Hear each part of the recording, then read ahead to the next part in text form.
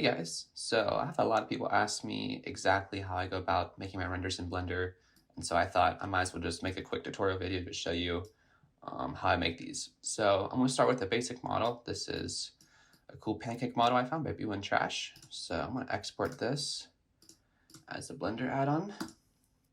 And now when you open up Blender, you should already have the Mecabricks add-on installed. And I am using Mecabricks Advanced, but no matter what version you're using, you want to make sure that the scale is turned to 0.1. This is going to make sure that all the textures scale correctly. And if you are using Mecabricks Advanced, make sure that all your materials are set up correctly, and this scale right here matches the import scale, which is 0.1. All right, so just getting to this, I already kind of know what I'm going to render with this. I'm going to put it in front of a background and kind of get a close-up shot, so I'll show you that whole process. First, we're going to get a background, so we're going to go to the World Properties panel, Color. We're going to change this to Environment Texture. Now, we're going to open an Environment Texture, and this is an HDRI we got to open. So one side I love for HDRIs is Polyhaven. They have a bunch of free HDRIs, and basically an HDRI is basically a image of the world, our world, and what lighting looks like in that. So you both get a background and like really realistic lighting. So because this is an indoor, I'm going to look for an indoor room that has some good lighting. I think I always like this one. So I'm going to download a 1K version for now because I just want to save on RAM, and later when I do my final render, I'll do a 4K version. All right, so we're going to open this up. And I'm going to add this, which is vector mapping. Change this vector down here to generated. And another way to view this is if you go to the shading tab, you can go to here, change this to world. I just basically made this again. So what this basically does is if we open up the rendered view, as we change the Z rotation, it rotates the world.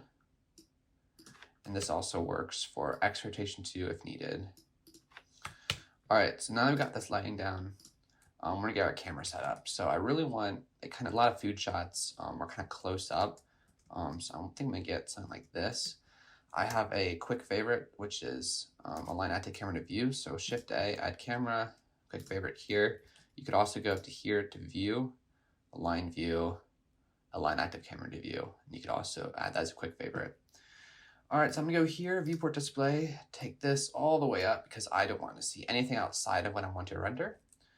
And basically all these commands I'm doing, it's just these three right here, R, G, and S. So S is scale, and then R is rotate. Oh, there we go. And then after that is G, and that's move. So basically you can constrain an axis to each one of these. So if I say, like, for example, I only want to rotate this along the X axis, I could press R and then X again to make it local. Another thing I could do is I could do RZ, local Z, I could do G, and then Z, X, or Y to move it along those axes, press it again for the local, or I could do Shift Z, X, or Y, and basically do all the axes but the one I clicked with the shift. So that's what I'm using here just to align this camera. All right, so once you get your camera set up, I'm gonna go to the render tab, just kind of see how this looks. Yeah, it looks really good. I'm gonna change the depth of field. So I'm gonna go here, depth of field, check this on, f-stop. Lower f-stop is going to basically add more blur, and higher one, less blur. So I'm gonna put this really low for now just so I can find my focus plane. I'll drag the distance until I find the focus I want. I think something like this. And then ratio, this is basically anamorphic lens distortion. So if you're doing like a really cinematic scene, I usually add that. Let's see how this looks.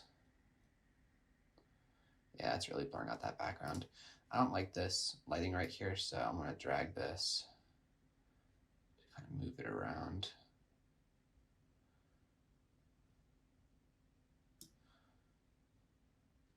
I actually remember seeing a Christmas tree in that background.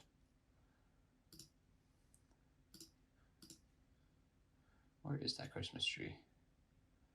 Ah, it wasn't a Christmas tree, it was this thing. I like that lighting right there. Yeah, that's kind of cool rim lighting.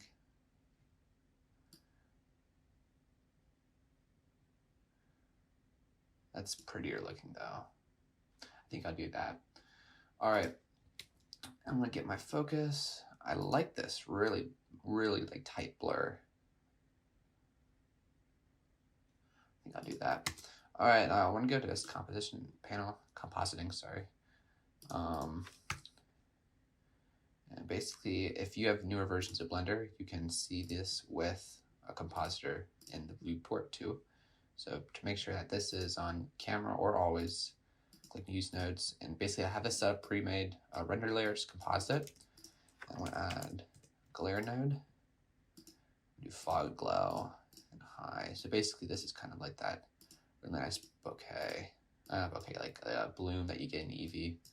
Now the only thing with this is that this preview is going to be a lot brighter than what it's going to render as, so I usually add this brighter and then I can change it later if needed.